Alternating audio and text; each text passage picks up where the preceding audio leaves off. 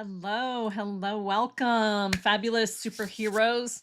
Welcome to another episode of Superheroes in Heels, the show where we trade in our capes for stilettos.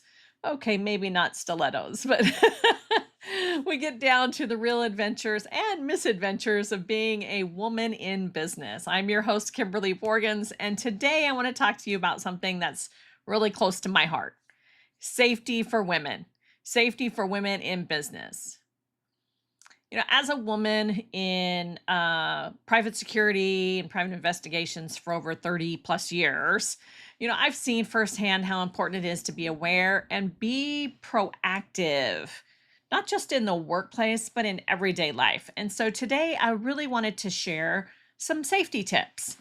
You know, Part of having this podcast is not just about interviewing people, telling you all about stuff, but also informing you and letting you know some things that maybe you weren't even thinking of, and being more aware. Because for me, my biggest mission in life is to keep people safe, right? Create safe communities to make sure that women know that they're safe enough to do business, that they're safe enough to be able to take care of their family, that they're smart enough and more capable than they've ever thought that they were.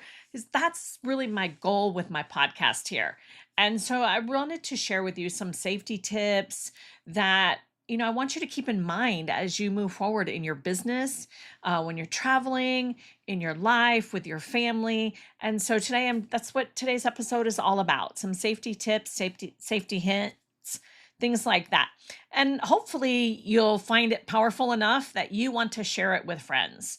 Share the episode, subscribe to the episode, but make sure that you're getting it out to other people so other women that can feel safe and do the right things to stay safe, no matter what part, whether they're in business or they work for somebody else. These tips are going to help all along the way. So let's dig into some of the tips that I have for you today. The first tip that I would really say to you when it comes to safety and making sure that you keep safety in mind is to, ladies, trust your instinct, trust your intuition, right? Not everybody in business is doing business with good intentions. I mean, seriously, okay? We want to make sure that we're always doing business with good intentions, but make sure to also know that not everybody is like that. If a situation or a person makes you feel uneasy, pay attention to those feelings. Look, don't hesitate to remove yourself from the situation or seek some help. And yes, ladies, let me be very clear. It is not a bother. Let me repeat that. It is not a bother, okay, to call a friend to get you out of an uncomfortable situation. And it's also not a bother to call the police if you feel that you need them.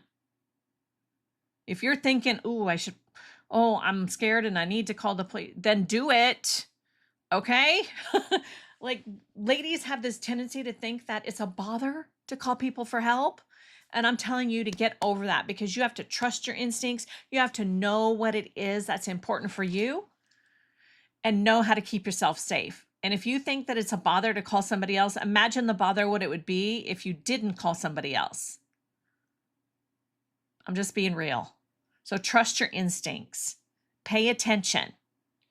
I talk about, I do training on situational awareness. Pay attention to the situation around you, being aware of those things. By trusting your instincts and paying attention, help keep you safe. Okay, that's tip number one. The next thing I want to say is, keep your information private. Look, I have seen people give out everything. They almost vomit all of their personal information. I guarantee you, with today's technology, back in the day when we did investigations, we had to go through certain organizations, brokerages that could help us find information about people. Do you know, we almost never use those brokerages anymore, and many of them have gone out of business. Why? Because it's all over the internet. I can find some things out. I mean, here's a situation. We were driving up to our son's house one day, and a man fell right next to our car driving down the street on his bicycle. My husband pulled over right away. The gentleman was injured, slightly injured. We were able to get his bike up. He was a little out of sorts. We got him to a location. He called his wife. She's coming. But he'd given my husband his landline to try to get a hold of his wife. It was an older gentleman. They still had a landline. Yes, ladies and gentlemen, those things do still exist. So anyway, after we had left the scene and he was taken care of, my husband said to me, I was never able to get a hold of the wife through that landlord. I'd love to follow up about this guy, and I didn't get his cell phone number. What did I do? I went on the internet.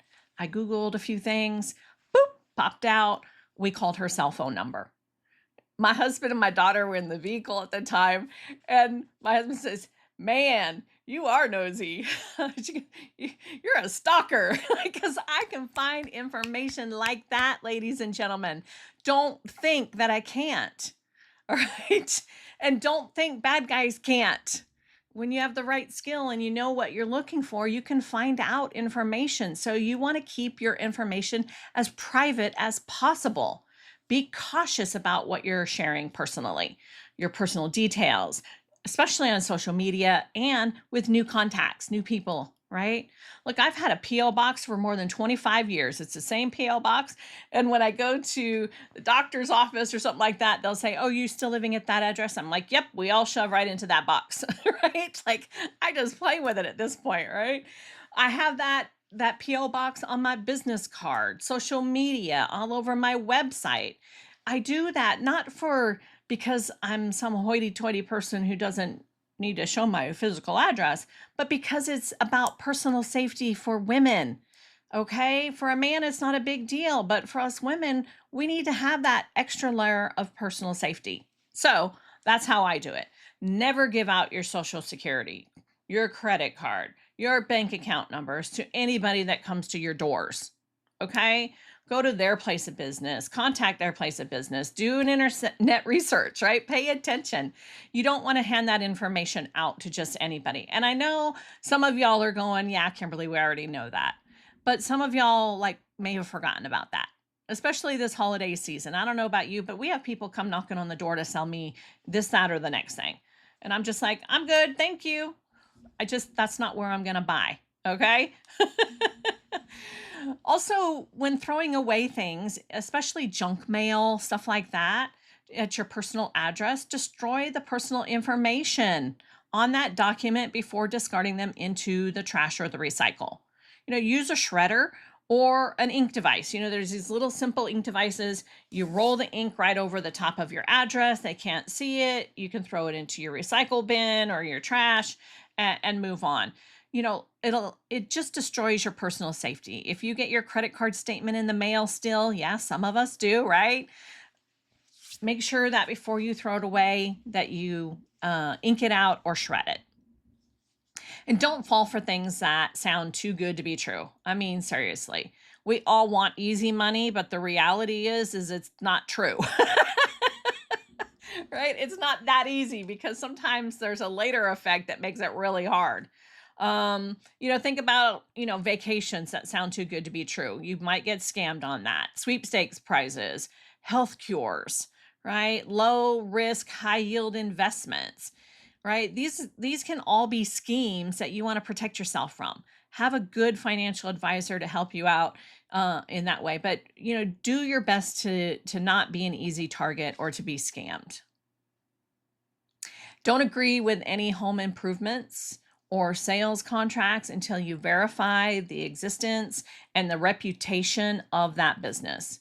Look, be sure all contractors that you hire are licensed, they're bound, and they're insured. Seriously, if you're having people come into your home or your place of business, right, to do things, then you want to know that you can trust them. If you don't trust them, if you don't know who they are, and somebody's referred them to you, ask them why they referred them to you. Oh, it was just a name whatever. Oh, it's somebody I've known for a long time. right? You want to build that credibility. And the other thing to help you not get scammed is don't give money to charitable organizations until you verify that they truly are a nonprofit business.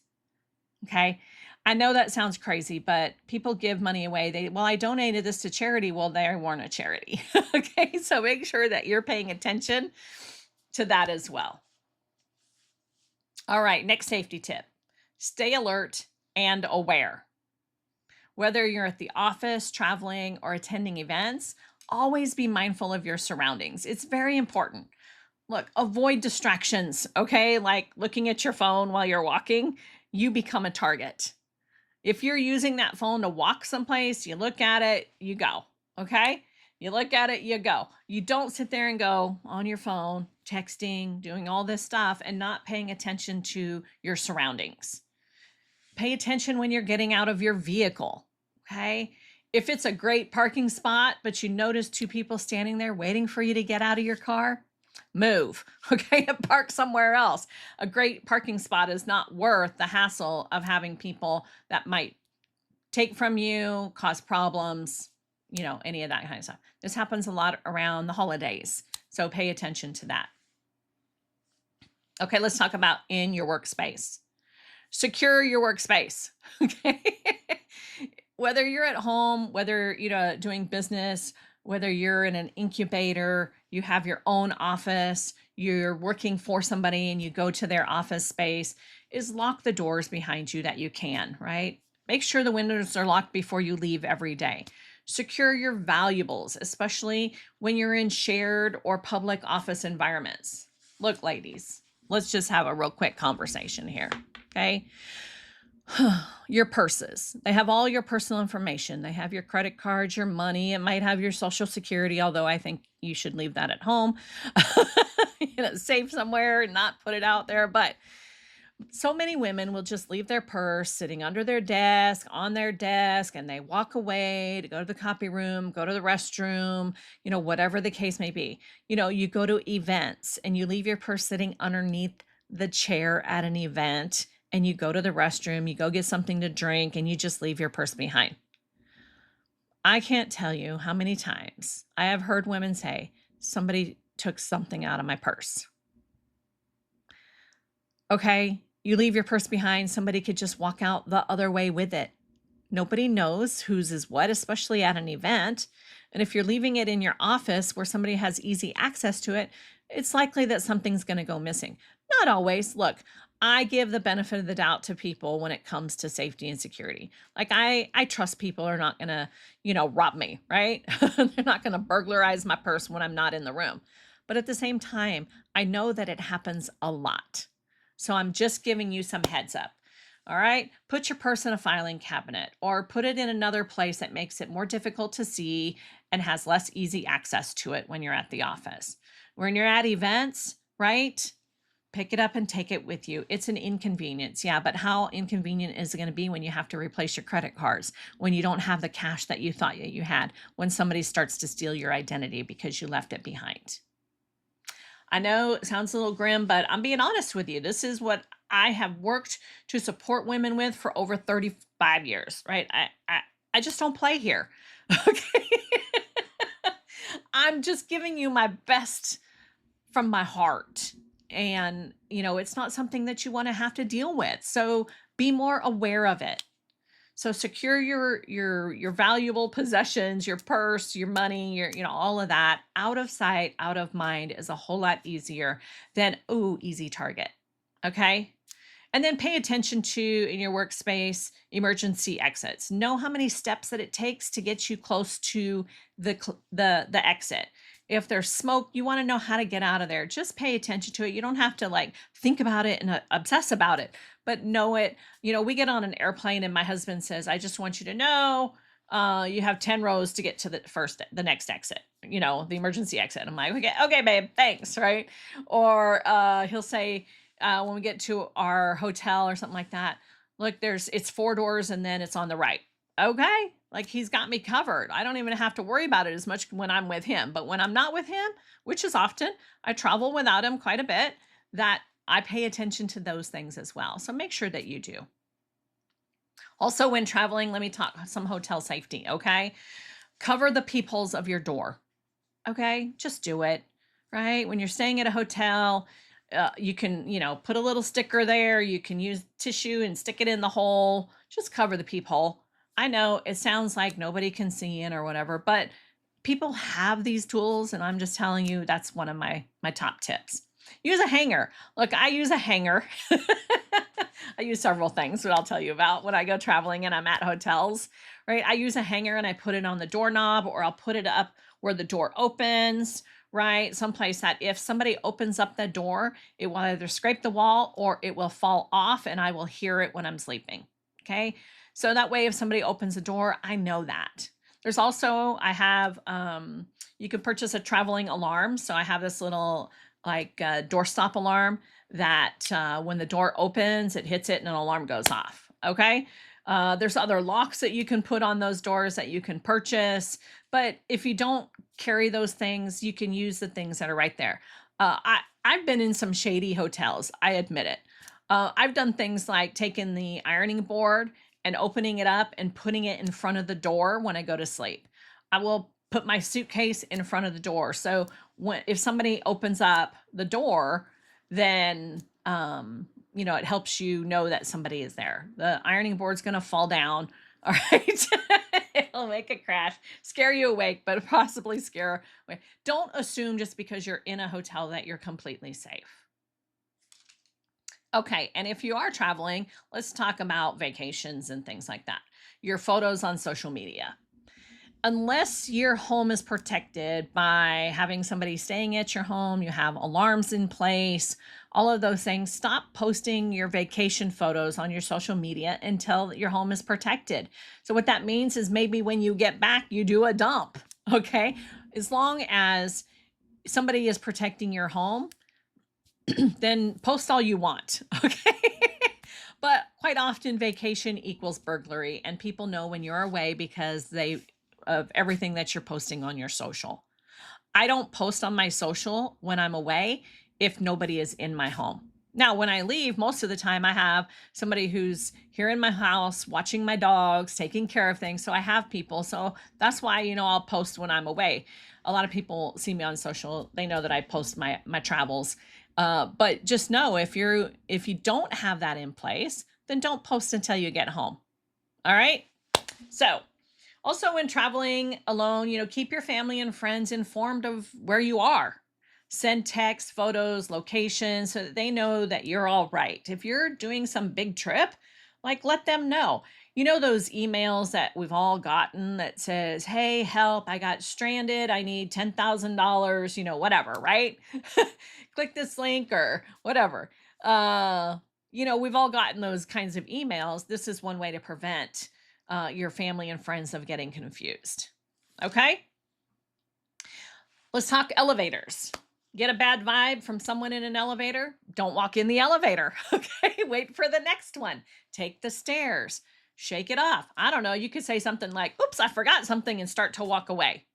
Right? Don't get into a space that you feel completely uncomfortable. I've been to, I'll say it. I'm a BA woman. Okay? I can walk into an elevator and handle myself. But occasionally, I'm like, no, it's okay. I can wait. I can be patient. I'm like, oh, I forgot something. And then they close the door and go on. It probably had nothing to do with them. It just had something to do with me in that moment. But I'm okay with doing that. And you need to be okay with doing it also. Don't think just because I'm BA that I don't have any instincts, because I do. And sometimes I'm still just a human. I'm still just a woman. And every now and then, right, I go, my woman intuition says something's just not right. Right? You never know. Okay. So let's talk about kids real quick. I'm going to talk about some kids because I know many of my listeners have some kids that they want to keep safe as well, right? And I really do. That's my thing. I just want women to be safe, to be able to take care of their families, all of that. So why would I not share about some kid safety tips? Okay, that's just me. I'm a Grammy now. I have my 2 grandboys. I have another one on the way. So I'm still all about the kids. So let's talk about some safety for kids at home. Look, I know it might be inconvenient for you or whatever, but I would install door peepholes, the little viewers at a child's level. You could have the tall one for the adults, but put a second one there so that your kids can use a peephole before opening the door to anybody that they know to see if it's somebody that they know. It's hard if the kids are in the house. Maybe they're young, your tweens, right? You're leaving them home for whatever reason. Not judging anything. I'm just saying it. I know it happens. So why not create the space where they don't even have to say a word, that they can just look out the peephole to see who's there. They can pick up the phone and call you.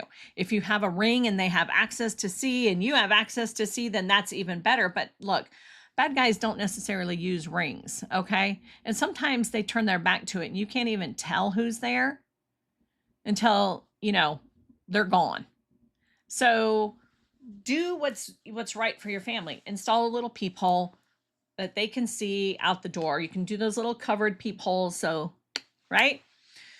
And then also you want to take time to explain to your children that although their home is safe, the reason that it's safe is because your family takes precautions by not opening the door to strangers, okay?